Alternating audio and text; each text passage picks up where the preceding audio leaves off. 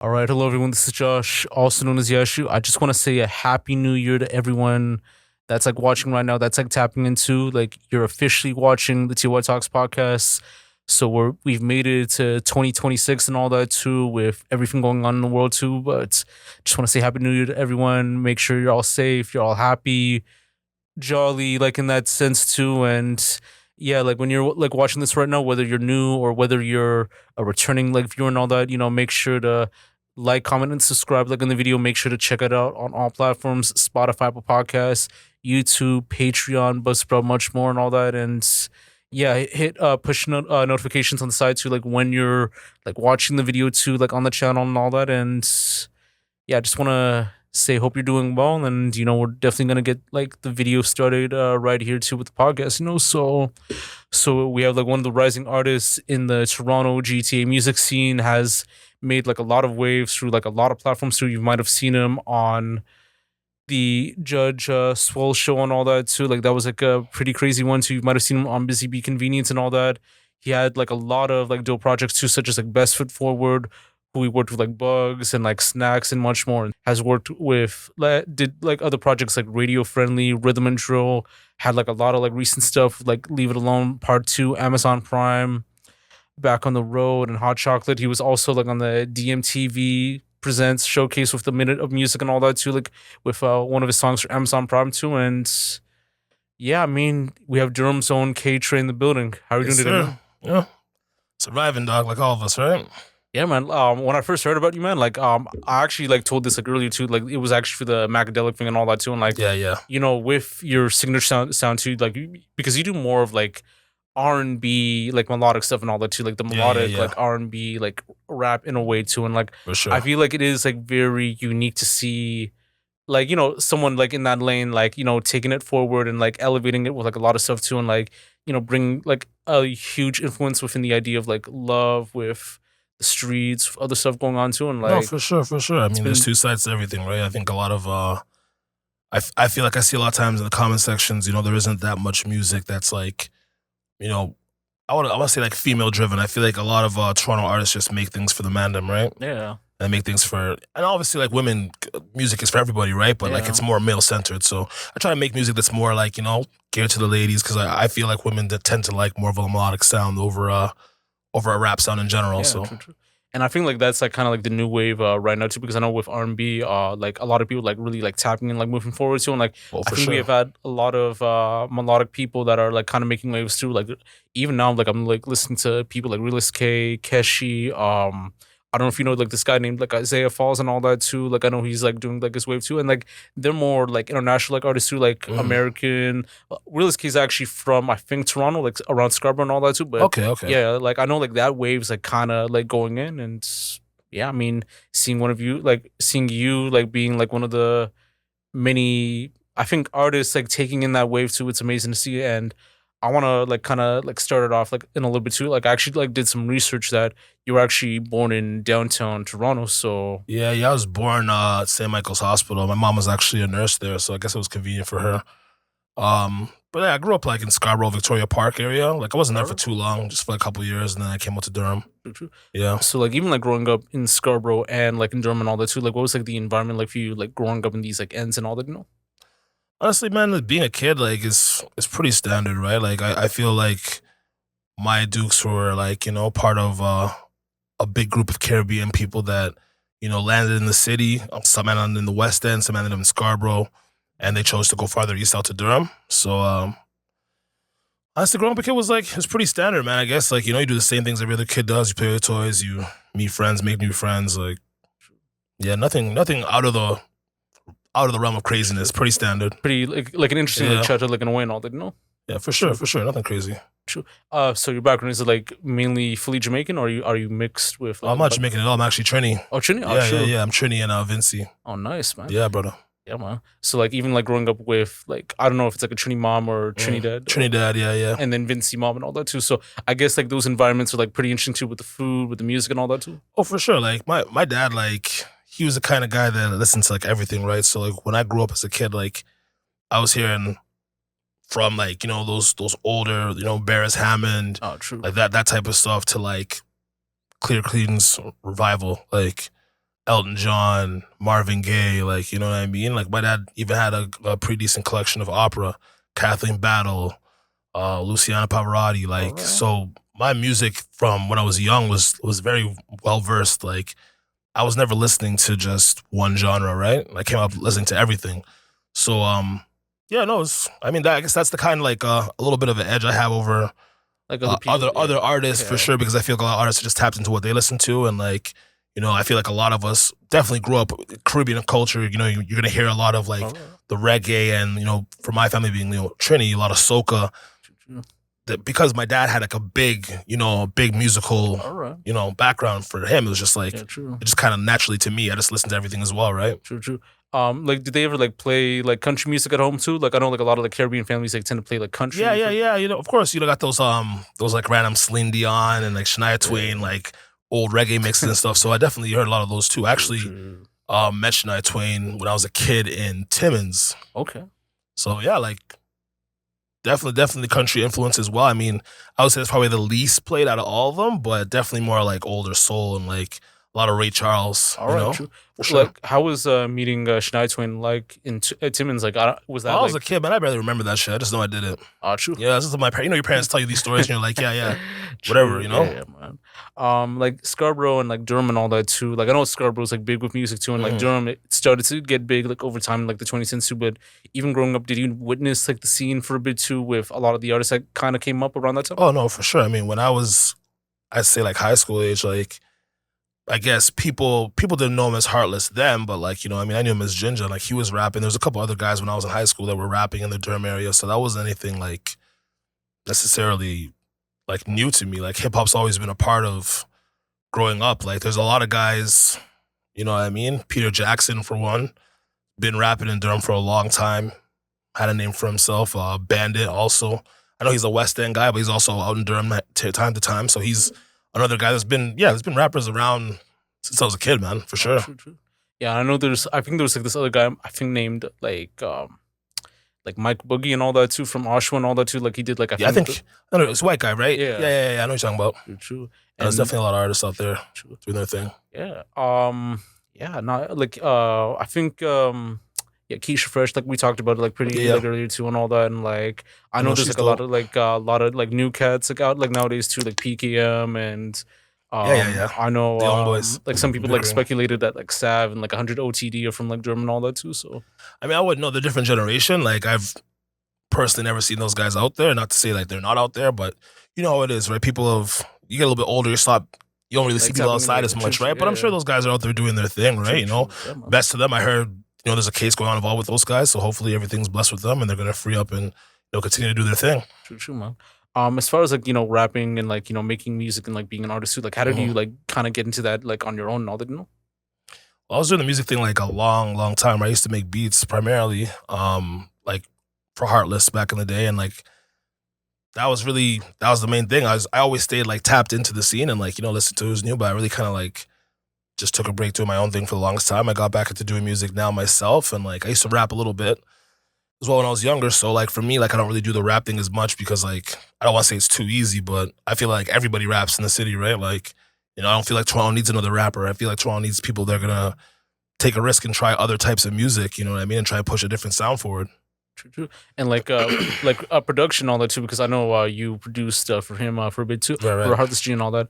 As far as like the production goes, like I know like that was like kind of like back in like the late 2000s, early 2010s and all that too. So how was like the gear like back in the day versus like now and all that too? Like I don't know if there was like any like Pro Logic or if you were like just like using MPCs. I was just like Fruity Loops and shit, man. Old school. I just had a cracked Fruity Loops that you got downloaded off fucking LimeWire, one of those, you know, one of those sites and shit, and that was it. You just go to work. Yeah. Right. And you would like just like kind of like testing out like the knobs and all that too, testing out like the presets, like you know what it was for me, honestly, is that I never had like the musical knowledge. Like I understood like, you know, small things like compressors and like, you know, EQs and stuff like that. But for me, it was all about trying to like put together melodies and good, you know, good bass lines and stuff, right? Like a lot of stuff I used to make was primarily Southern driven. So a lot of 808s and, you know, heavy stuff like that. But I think for me, it's just I wasn't a beat maker that could figure out how to like not make things clash.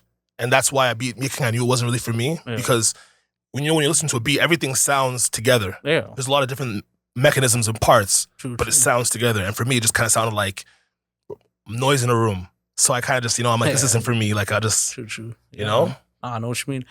As far as like Heartless G and all that too, like how's it like, like working with him like at that time too? Like I know like he was like at his like prime, like late 2000s. I mean, like, man, I still say we were kids, man. So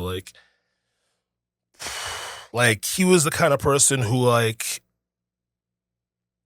he would call me and be like, yo, like, listen to this. He wrote some shit up. And then I'd be like, all right, this is dope. Like, I have some beats. I play some beats over the phone. Remember, this is like home phone.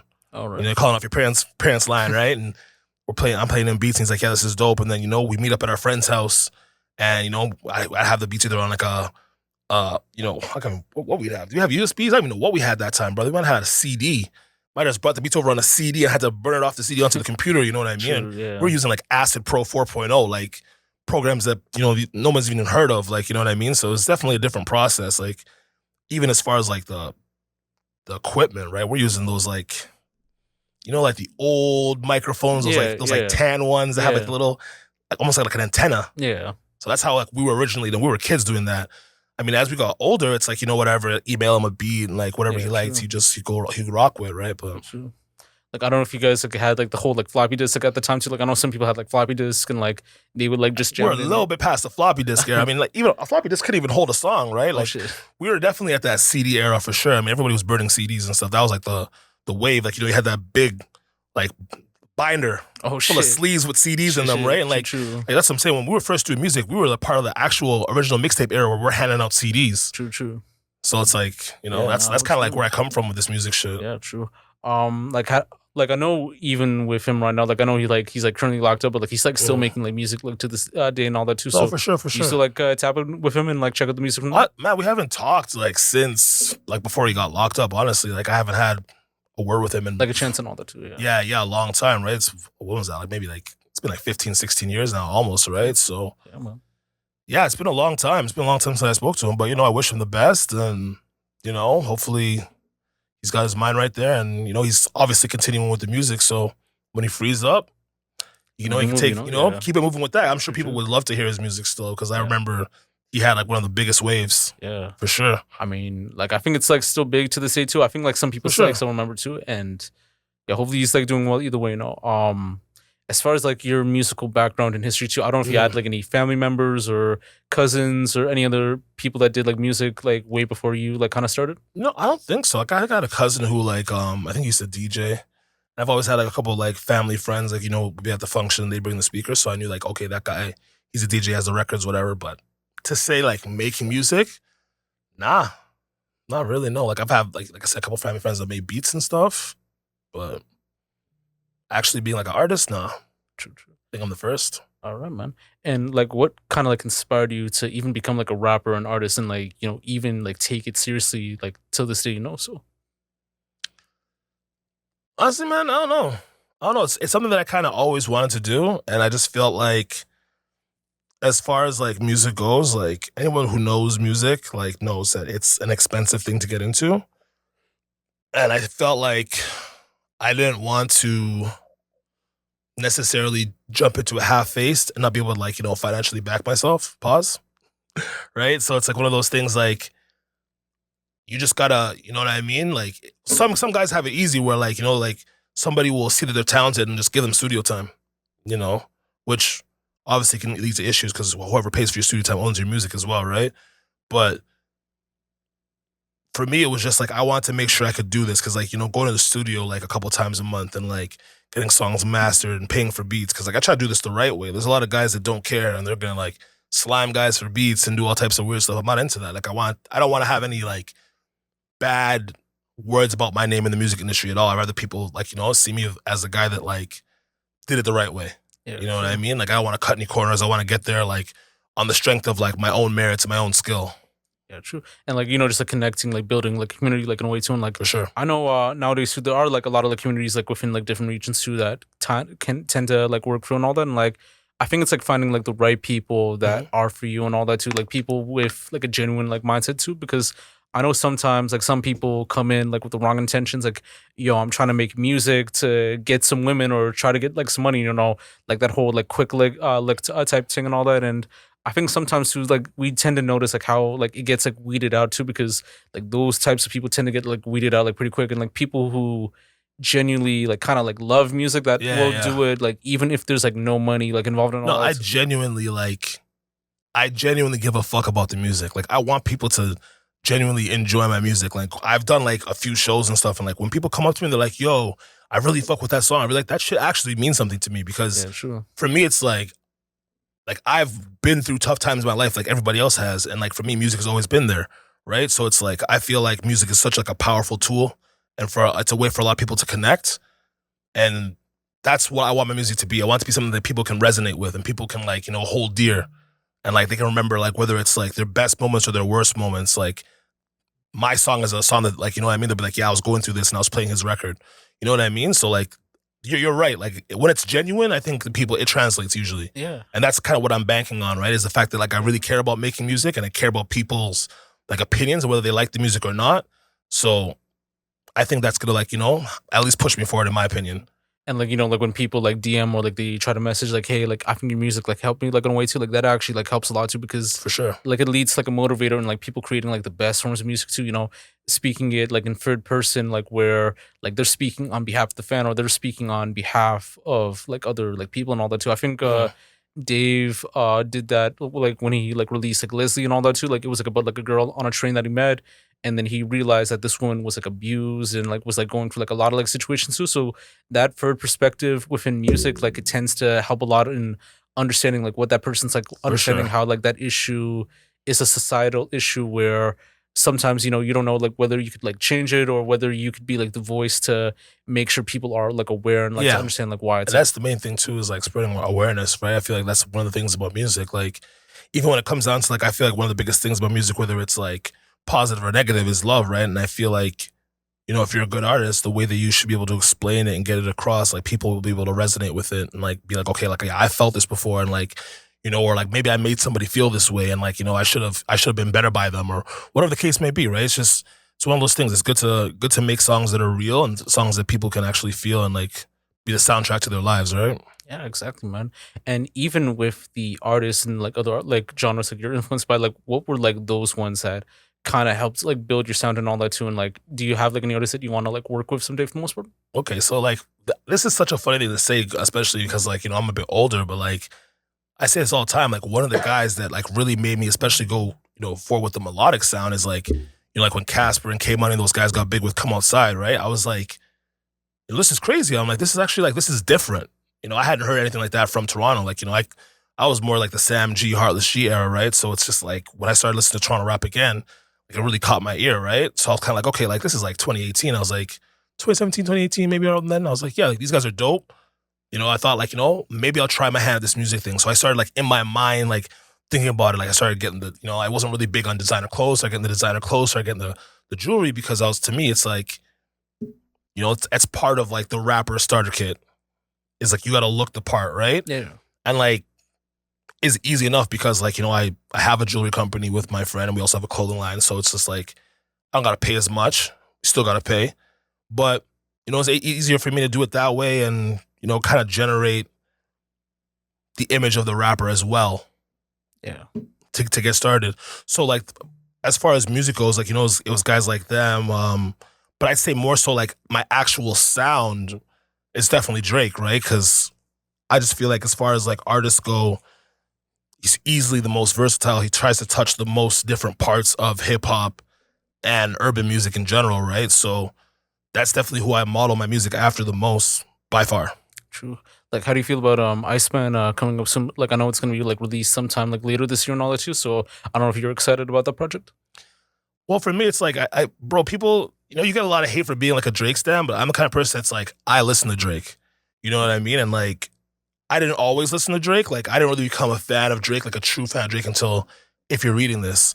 So it's like, I kind of went to that project. I was like, yo, this guy's dope. Like, you hear the 1-2 singles, you're like, okay. But like, to really say you're dedicated to like listen to somebody's music, to their art, it was right around that period. So yeah, I would definitely say, as far as like the R&B stuff goes and the hip hop stuff goes and like the rapping stuff goes, like just like watching how he's become an artist and watching him grow has made me be like, okay, this is a good way to have longevity as well. because I feel like a lot of artists, you know, they're stuck in a one way of doing things, and like to be an artist and to be a human and possible, you have to grow, and you have to be able to grow and still keep people growing with you as far as listening goes. Exactly too. Because like I think with Drake, I think he like led the blueprint like very well, like within the music too. Like I think when he dropped Take Care, like that was actually like the blueprint for like the whole like moody alternative like Exactly, PB&B exactly. like Yeah, sound yeah, yeah. that like people are like doing like to the sea and all that too, and like For sure. he birthed The like, more a lot of people, monotone singing, like pretty much and yeah, all yeah. that. And like I think with bringing like the Weekend in and like working with like you know people like T minus, like people like Boy Wonder and all that, like 40, like Frank Dukes, I think also like Harley like Arsenal too and all that too.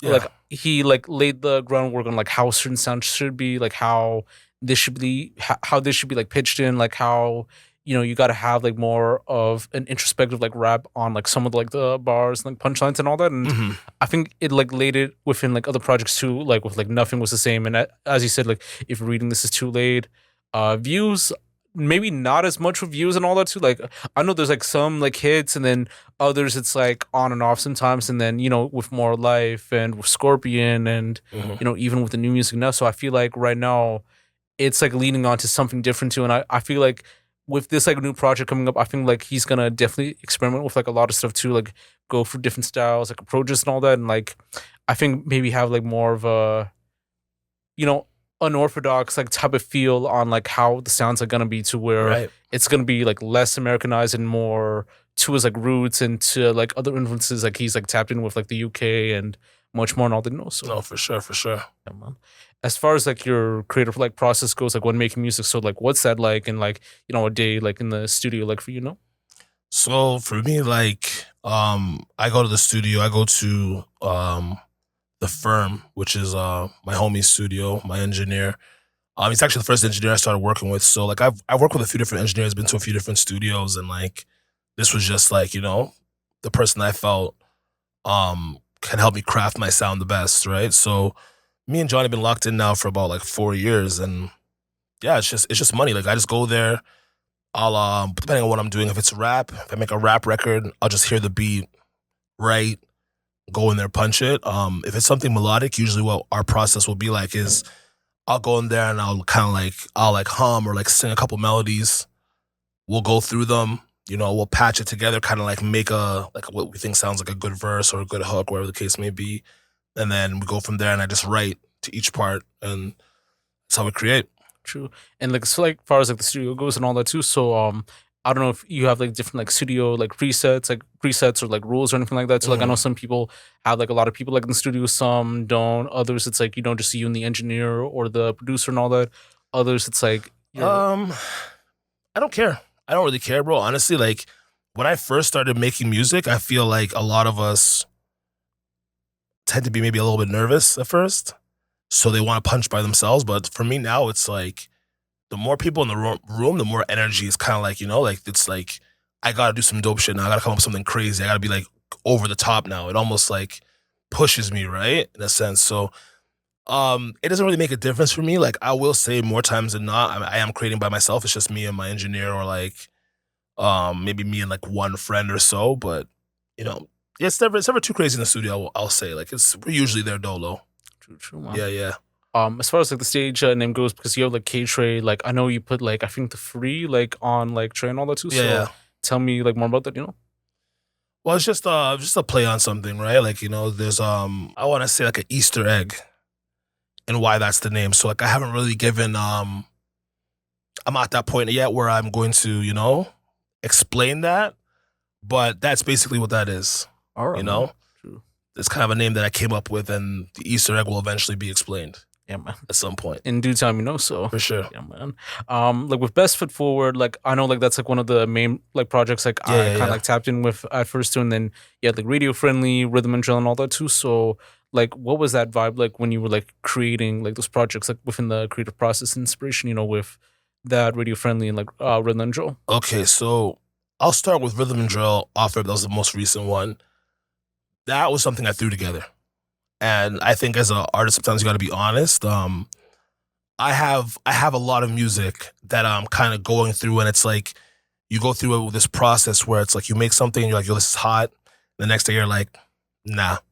So I've been trying to put together, you know, a nice like a hip hop project as well as like a full R&B project, right?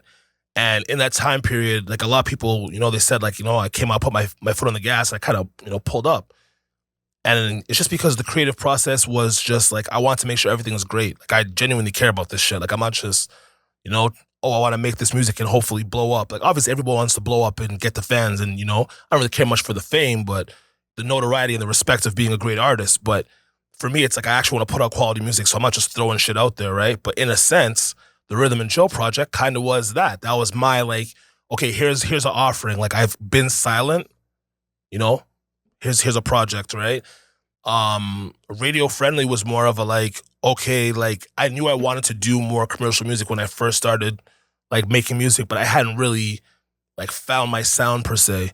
So that was my attempt at, okay, here's the EP, you know, see what this sounds like, whether people fuck with it or not, right? And like Best Foot Forward, you know, that's obviously my baby, my first project. Like that was like my first effort at like, okay, here's a body of work, because before that I was just dropping singles and dropping videos with Mac, right?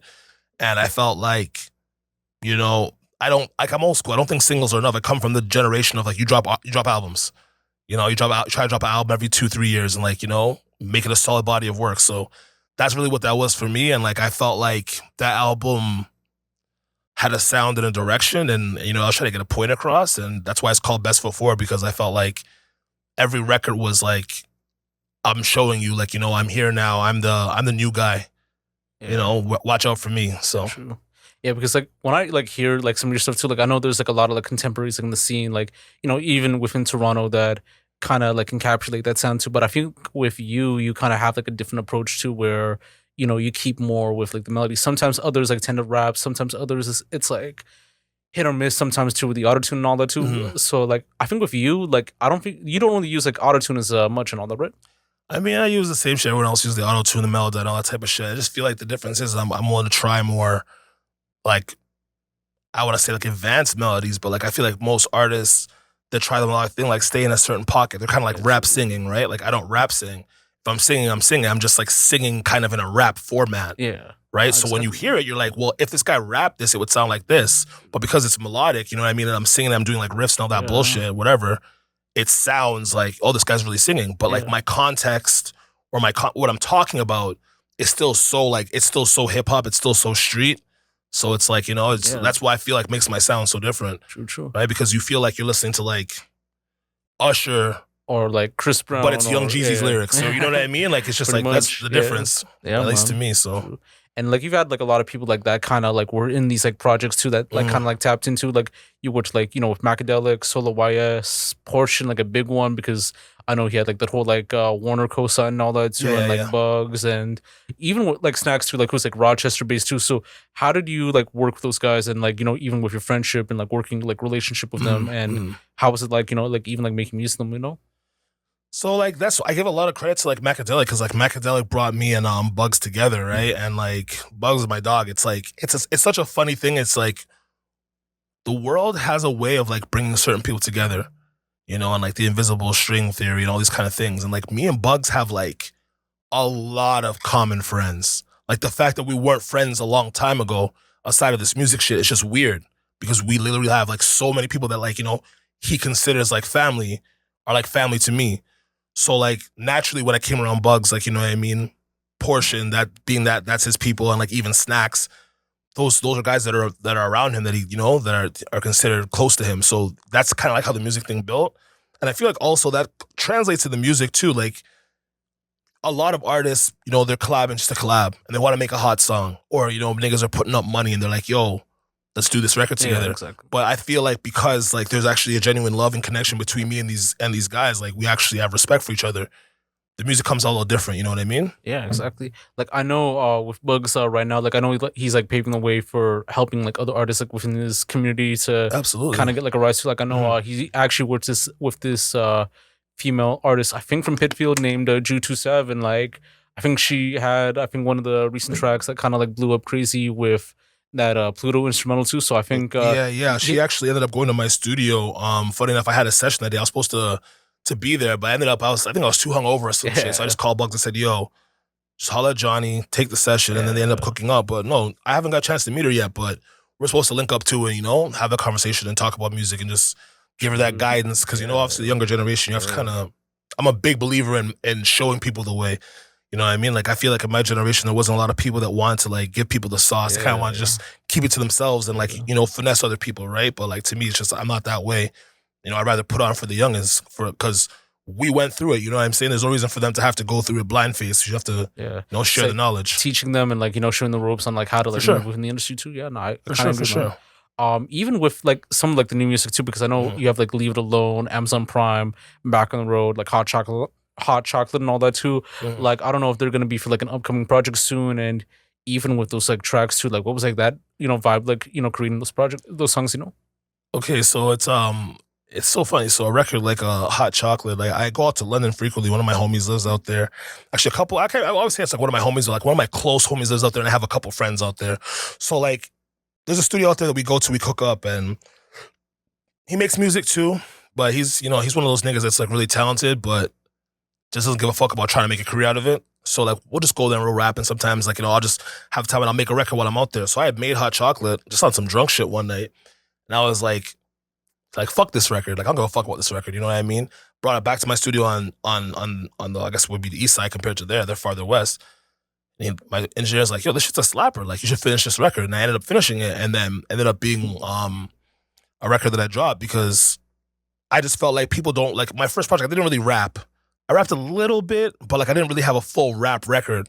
And I feel like Hot Chocolate, I think it's my first like full rap song. You could say Amazon Prime, but I think I was a little melodic on that. And I don't think Amazon Prime, no, I was melodic on that one too. Yeah. So Hot Chocolate's my full first like real rap record. So I want to get that out there and like Leave It Alone. It's a sequel record, you know what I mean? I already did the first video for the first Leave It Alone. I felt like one of those things, especially for my generation, artists do sequels. They do sequels to records. They do sequels to fucking projects. You know what I mean? And I kind of want to carry that tradition of like not necessarily creating the same song again, but like trying to do the whole sequel thing. So I did that. That's gonna be off my new tape. I have a new song that I just shot the video for. So I've been circulating regular a little bit. I did some short form content for that and posted that. So I'm gonna drop the video for that. I don't know when this podcast comes out, but hopefully on the 31st of January, maybe early February, if worst comes to worst, but probably the 31st. I'm just, like I said, I'm gearing up for a new project. I think I'm looking at March. Just in the process of getting everything mastered. And like, I think I've got like, I know what songs at this point. Like, I feel like, I'm at that point now where I know. So yeah, it's just about getting that out. And I got a couple of pieces of short form content coming out for the new project. So March, look out for something new, at least 10 songs, minimum. But it'll probably be 15, the way it's looking. And I guess like even with that, like it kind of like elevated your growth like as an artist too, like with like the music you released before versus like now and all that. Man, I couldn't even compare like Best Foot Forward to this because I feel like Best Foot Forward, I'll be honest, was like I really tried to have a sound for it. And like for my R&B projects that I'm working on, it's this, I have more of like a sound and an idea behind it with a name and everything, right? But with this project, like I had a name for it. I'm not sure I'm still going to use that name, so I'm not going to put it out there yet. But I want to just put something out that was hard. Like, you know what I mean? I want to put out like some gas, like some real hard hitting shit and like a lot of different records. And I feel like this project, like it's like you might not feel that continuity of an album where it just feels like all this is like put together and formatted. But it's like you're going to be playing it like, oh man, like every record is a fucking slapper. Every record is like a hit in one way or another. That's how I feel about it. All right, man. One thing that I actually like found out more about you is that you actually ran a meme page back in the day too. So, oh man, yeah, tell me more about that. So like, I used to. That was like my main social media thing. Like, I love like shit posting and like rage baiting. Like I was doing all that shit long before it became a thing everyone does on the internet now, right? So like that was kind of like the main part of my content. Like I'd be posting memes, but like I'd be like doing crazy like captions for them, right? Like I'd have like a paragraph caption, almost similar to like City Boys or like one of those pages or like Daquan and all that, yeah. Yeah, or like a Daquan, right? So I was doing that back then, but like for me it was like I feel like I was at a point where it's like people love it and they hate it, right? Yeah. And there was enough people that hated it that like my page kept on getting deleted, and I just like I kind of lost the energy to do it because I'm like it's just memes and shit, right? Like you know, Yeah. And I used to go crazy. Were you actually like monetized like on that page? Like nah. I was doing that shit for the love of the game. Like, even with this music shit now, I'm doing it for the love of the game. Like, I'm not really making no money off this. I'm not getting paid for no shows, none of that. Like, I'm putting my bread into this because I care about this shit and I love it and I want to, like, change people's lives when they hear this shit. You know what I mean? That's really what I do it for. Yeah, man. Like I know like some people too, like they still have like pages like to this day too. Some have like burners where they just post like other stuff too. Like that's where like a majority of artists are like kind of like doing nowadays too. Like nah, I post my shit on my regular account, right on my story. You know what I mean? I feel like it's just like that's just another way to draw attraction to my page because like whether you stay for the music or not, you're gonna be like, oh, that meme was relatable or that's hilarious or this nigga's diabolical. How could he post that? Like, you know what I mean? I just want to like that's kind of like what I'm trying to do is as far as like music and content goes. Like I kind of want to just put it out there that like people can be more than just one thing. You see what I'm saying? Like, yeah, okay, I make street music. I come from the streets. Like, I did all that. Cool. But, like, niggas in the streets fall in love and shit, too, dog. Niggas in the streets have their heart broken and, like, all that type of shit happens to everybody. And I feel like people get caught up in trying to, like, have an image of being a certain way. Like, I want to show people, like, yo, you can be a million different things. Like, you don't have to be, you don't have to put yourself into a box and be one way because that's what you think you should be. Like, you could sit there and be like, yo, like, you know, like I went through some shit in the streets and like here's a song about this girl that like did me dirty and like made me feel like a waste of you. Like, yeah, exactly, man. Because everybody experiences that. True. Niggas don't want to admit it, but everyone experiences that. True. You know what I mean? Yeah. Like I remembered there's this book, I think it was like Gucci Mane's like autobiography and all that shit. Like I remembered there was like a part of like in the book too where I think he finished a concert and all that too, like in Florida, and like he was driving from like Florida all the way back to like I think Georgia or Birmingham and all that too, like Atlanta.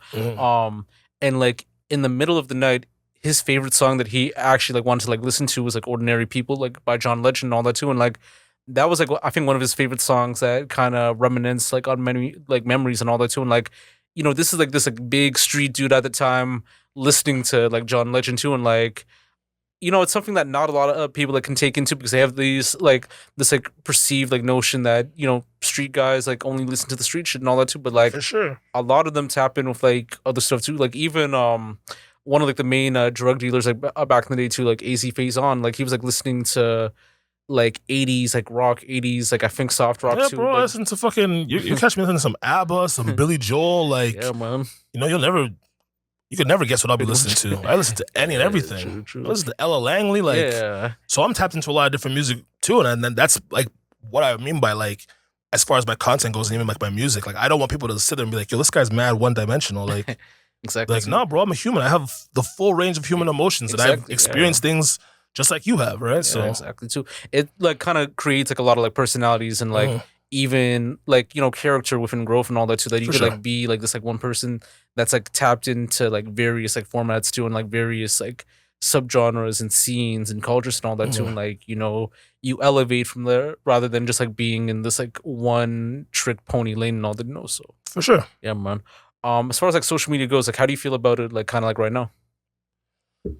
I mean, I don't really care about social media too tough. I think that's kind of the problem, especially for like my generation, my artistry is that like I'm not a huge social media guy. Like I post the memes or whatever on my story, but it's like it's hard for me to be the kind of guy that's like I gotta do a bunch of short form content. Like that's what I'm really pushing this year. I'm trying to like be more visible as an artist because that's kind of what it takes. Like they got to see a million reels of you out there. You know what I mean? They don't want to see. They don't want to hear the song. They don't want to see the post like yo song's dropping next month. Check it out. They don't want to see that. They want to see fucking 30 reels of you performing it. They want to see some random girls performing it on their page. They want like you know what I mean? It's the way people digest content, digest music now is different. So you got to like kind of change up the format or fall behind. That's really what it is. True. And I mean, it depends on the person too. Like some people like they'll love doing content. Others like they don't like it and like they try to do content like in other ways too. And like I think there are like various platforms that are helping the artists like out like right now within content. Like I don't know if you know like the whole like Prospect Park Daily thing where they have like all these like artists and like personalities come by. They bring some food to the Arc and all that, and like they kind of create like their food from there and all that. I mean they're even doing that with the the performance type thing where there's like a lot of ones that are using like the whole like 4 shooters like only type thing from the blog and all that too. So I think like that kind of helps out within the content process. For sure. Yeah. And that's what I did for Amazon Prime and Hands On for my Sexy Joe project, right? I did one of those like style videos, and like once again, there's nothing wrong with the content. There's nothing wrong with doing it that way. It's just, I come from the generation where it's like anticipation for an album. You drop your videos, people know you're outside, and that's it. True. You know what I mean? And like it's just learning, I guess, the way of the youth, where it's like they just like you need to be front page. Yeah, exactly. You know what I mean? And like even taking a page out of Snacks' book. Like I saw him; he was super visible last year. He dropped like I think a video like every week, doing something new, right? So I was kind of like, yo, you know what? Like, gotta switch it up. Like, gotta make sure that I'm like, on people's minds.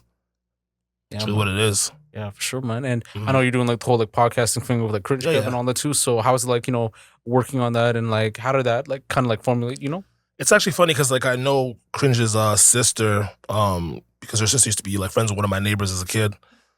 So like that's kind of how he's known me. I'm like a year or two older than him, so that's how we connected. And we literally met in a coffee shop one day. And we're like, yo, let's start doing this pod. And like this was during COVID, so like nobody had shit to do. We're just like, fuck it, let's like link up and smoke some weed and do this podcast. And that's kind of what it is. Like it's one of those like it's like a bro talk kind of like who gives a shit, unfiltered style podcast. Like we just shoot the shit. Just sometimes we just trying to fucking rage bait, but it's really what it comes down to. Like that's kind of been the format for podcasting these days. Like nobody, I want to say nobody, but like nobody really wants to hear you like talk about some real shit per se.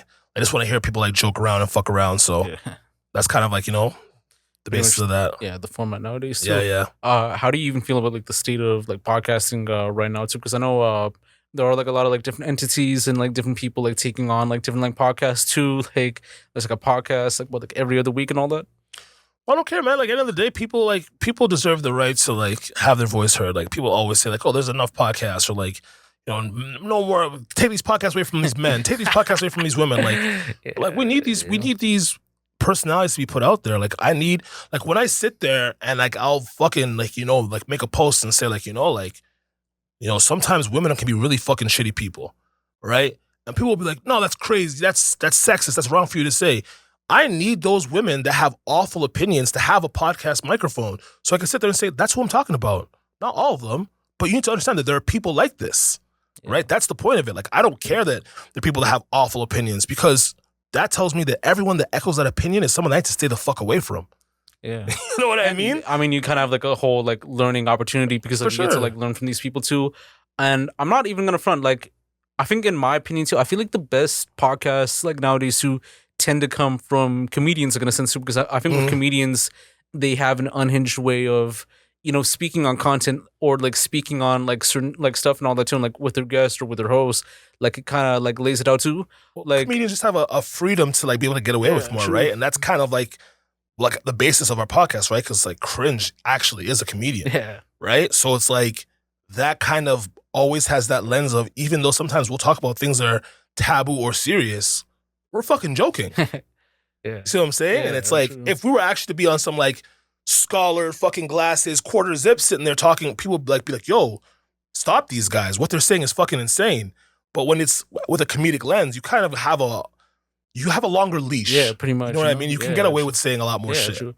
Like I know with Joe Rogan, like I think like with his like format too, because I actually just recently watched one of his episodes like a while back too, with Maddie Matheson too. And like sometimes too with some of the topics too, like they can go on from like, with Muay Thai and like UFC and like, mixed martial arts and all that too, to, food and like, like living on a farm and all that too. And like, some people like they have that range on like talking with like different topics than like other like platforms where it's just like a one trick pony like type thing and all that too. And I mean, Joe Budden sometimes too has like I think some episodes that he does too are very interesting because like aside from the music, he'll talk about television shows and what's going on at these like parties and all that too. And you get to see like a different experience from different people, from someone from a high level executive like in a label or like an industry versus a comedian versus like an astronaut and all that too. And like with me, like when I did this like podcast and like this like platform too, like I've had like a shitload of people from like various like industries and cultures and all that too. And like I got to like learn more from them, whether they're like a video vixen or a music industry like executive too, or a videographer or someone that's like into like spiritual stuff and all that too, or For sure. like someone that has like dealt with the streets and all that too, that's been to jail and all that, and like, you know, it's like a crazy perspective that like you're learning like nowadays too, to understand them, to kind of get to know them like in a different perspective, and like, you know, you could like even shoot shit on some of the topics that like we even like try to talk about too. I even tried to attempt that like on a couple like podcasts, like I think a couple episodes ago and all that too, like on like interracial like dating and all that too, and like we had like that interesting bit for a bit too, but I think sometimes some people might not like grasp it like in a way in that sense too, and like they tend to think like in their own way, you know. So no, for sure. No, it's gonna be versatile, right? It's good to have a lot of different opinions, bro. That type of shit matters. Like I feel like, you know, people are caught up in a place where they'd rather be in an echo chamber where everyone has the same ideas as them. And I feel like you're never really going to grow if everyone thinks the same. Like, you have to be able to look outside the box and, like, you know what I mean? Like, listen to opinions that you might honestly sometimes think it's dog shit. Like, you know,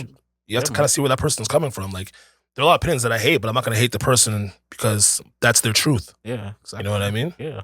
Would you ever have like different guests on your podcast, or do you want to only base it like host? Well, bro, we're down for guests, man. Like usually, like, well, I want to say usually, but a lot of times, like, you know, one of my homies might be there, and like, or like our video guy, he used to sometimes be like third mic, so we'll have, you know, another person on the pod. Like, funny enough, I think this weekend we're supposed to have Plush on the podcast, right? So All right.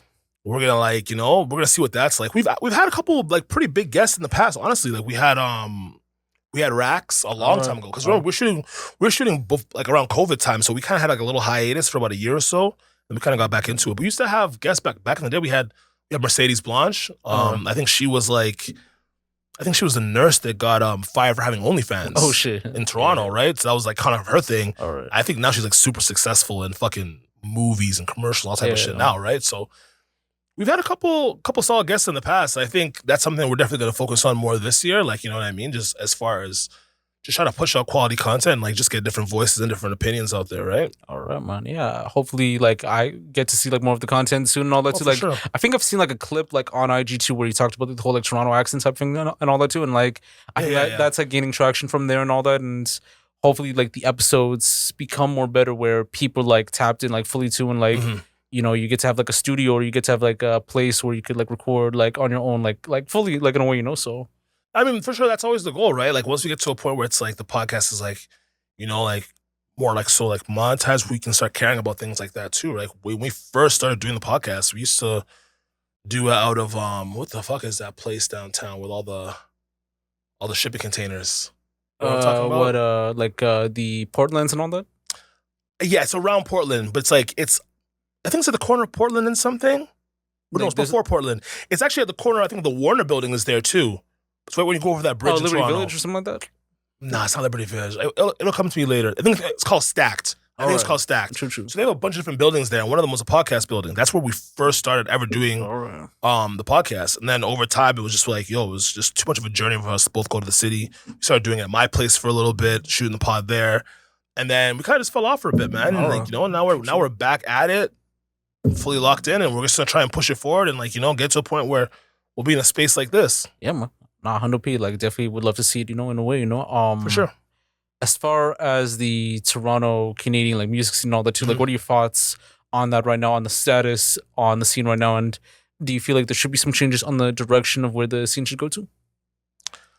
I think the biggest issue, I've said a million times over, with the Toronto music scene is that there is no structure. There's no, like, okay, like, if you make these steps and do these things, you can make it work. You know what I mean? Like, there's too much, like, pay to play in the city, and I know people want you to earn your bones and whatever. Yeah. But it's like, for me, it's like, all my shows, I've never paid to play once. Like, I'm not doing that. I'm not fucking getting 10 of my friends to come to your shit just so you can, you know what I mean? Like, I'm going to tell people to roll because I'm an artist, and I want to have fans, friends, family, whatever, show up to my show, right? But this idea of, like, okay, let me pay to get these people here, and then I'm on stage, they came to see me, and then once I'm done, they leave with me. You know what I mean? Like, people should be able to perform in a space where everybody's there to hear new music, and people are there to, you know, become new fans of new artists, right? And like they follow you. So the pay to play format kind of robs that, you know what I mean? Because people aren't really, they're coming for their friend and they're leaving.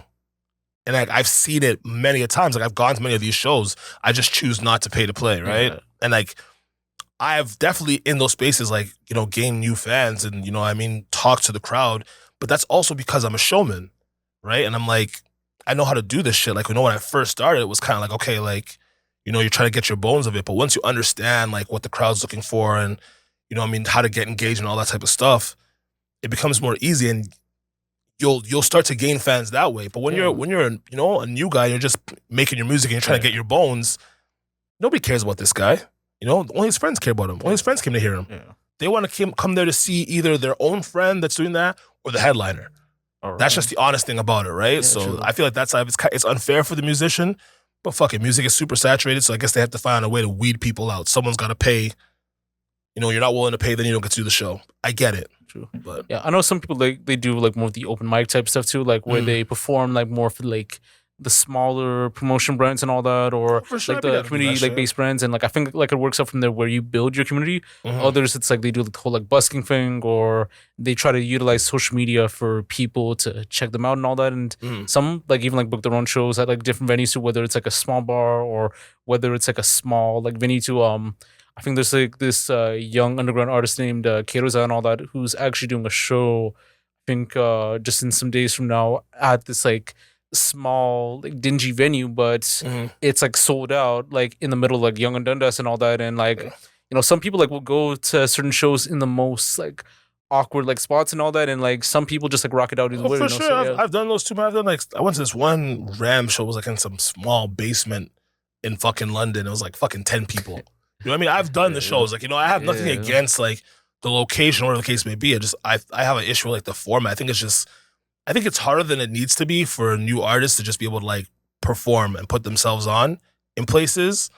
And I feel like even the structure of just getting out there and shit, and like once again, like no hate on these blogs, but it's just like fuck it. Like, you know, maybe you don't have a $200, $300 to give one of these pages to post. Yeah. You know what I mean? And I feel like it's almost their responsibility, like if you're going to be like a media or a music page, to just post music, post whoever. And I'm not saying post them because you're like, oh, well, fuck it, they're struggling artists. I'm saying if you like them, post them. True. It's not even about a check. Yeah. Like, you know what your platform can do for somebody, right? Why not post them? Yeah. Or like have like, you know, like more of like a playlist like of the month and all that too, or just like posting artists that because I understand that you have to make money. That's why these guys have these media pages. Like the bottom line is the dollars in their pocket. Yeah. But in the same breath, like you have the power to just be like, yo, I like this artist, put on. Sure, man. Nah, 100p. I know we're about to head off soon, but you know, for people that want to like check out like music too and all that, like I know there's like people from like all over the world that want to find out like the latest artist or like a new artist that they want to hear. And let's say they stumble onto you and all that. So if you could give like, you know, free songs for people to check out or to kind of like tap in and all that too, like what would be like those like free songs that they could check that they haven't heard of you or like they would like to know like more about you know? Man, that's tough. I mean, I think I will say I have a record on Best Foot Forward called Slave Ship, and that's a record that a lot of people that I've like met, friends of friends or whatever, they're like, oh, they know who I am. That's a record a lot of people like really like. So I think that's the first record that I would say. I mean, as far as like, you know, I have new music coming out, so I'm always gonna say the last song I came out with, Regular, will be the next record because that's the newest thing. You'll kind of see maybe where I am at my musical trajectory, what I'm trying to do, and I feel like that's a song that isn't so. It's more of a commercial hip hop record. Like I tried to do more of a Travis Scott-esque, like not as much street, more just like a hype record. So I think that's a record that a lot of people might like. I feel it's a record that, you know, might set the tone for a night on the town. It's one of those, you know, get ready, get pumped kind of songs. So that'll always be in there as a choice of record. My third song, I don't know, man. I got so many songs, and there's even more unreleased. I don't know. I want to say maybe something off my Sexy Drill. Any one of them. Any one of those records off my Sexy Drill, because even for me as an artist, like I tend not to go back to my old music. I try to look forward. But like that's a project that I find myself like, you know, different songs. It's only 5 records deep, but different songs have like, you know, we'll get a certain amount of rotation, a lot of play. So yeah, one of those. Yeah, man. And you know, you should like add them like on a playlist too on T-Loy's Rising Ox on Spotify and all that. And usually it's like updated like every month too, so you'll probably like find them like on this like playlist from there and all the notes. Okay, bet. Yeah, man. As far as like anything else like going on, like what do you have this year in terms of any music, creative projects, or Okay. anything else so forth? And do you have any like closing remarks you'd like to say? Okay, like I said, I got a big project coming out, more hip hop driven project coming out. I'm looking to drop it by March. I have a visual dropping end of the month. So yeah, it's January right now, end of the month. Um, I'm still working out the kinks on the R&B projects. I don't know if I'm gonna do one big project. I think I might just split it up into two different EPs, maybe a 5-song and then like an 8-song or a 9-song. It's just like I said, I have a lot of music and I'm focused this year on actually putting it out this year. Like that's my main focus. Like I'm trying to like be outside, push as much content as I can because I feel like I was a little too quiet last year, and I want people to like be like, okay, this guy, I wasn't just sitting around twiddling my fucking thumbs. You know what I mean? I was creating. All right, man. Yes, sir. And do you know where they could like find you like on social media if you have like IG, TikTok? I got it all, man. I'm at Tr3y on everything. All right. Instagram, Twitter, TikTok, all that. Well, I guess it's not called Twitter anymore, it's called X, but yeah, I'm definitely the most active on Instagram. So that's the main social media to find me on. So hit me up there. All right. I also have a Snap. I post on Snap a little bit too, Tr3y. So that's me. All right, man. Yes, Okay, sir. Trey. Dope having you on, brother. All right, you know, broski. like I appreciate more about you, like getting to know more about you, like more about your sound, everything else too, and like it's a very interesting conversation too, and like even like prior to like I know we talked about like TV shows, and then we also talked about like a lot of like other stuff too with social media, podcasting, and all that too, and like you're definitely like someone that like people would definitely like look up for like musically and even personality wise because I think you have like the double edged sword, music and personality, and like that goes like a long way, and like Oh, for sure. hopefully like you utilize it in a way too where people get to know more about you like further and all that too. And I feel like you're moving up like in your sound too. And like I definitely wish like nothing but the best for you in terms of your career, in terms of your journey, like not only as like a human too, but like as an artist, as a man of like faith and like everything else too. And For sure, brother. I appreciate man. that. Exactly, and we'll definitely have you back on soon, either way. Yes, sir. All right, man. All right. Yo, this is Josh, also known as Yashu. Another episode of the TLOY Talks podcast. You can get this on all platforms: Spotify, Apple Podcasts, YouTube, Buzzsprout, much more. Definitely check out Tr3y on all platforms, on Apple Music, Spotify, on a social media platforms. Like definitely check out for the new music. Definitely check out all his like other content on the Judge Swole show, also on DMTV, also on Busy Bee Convenience, and much more too. Definitely check out his podcast with Cringe Kevin, all that too, on all platforms. Like definitely like tap in from there, and like we're gonna have like more content like all around too. So definitely stay tuned. So this is Josh, also known as Yashu with Tr3y, signing off.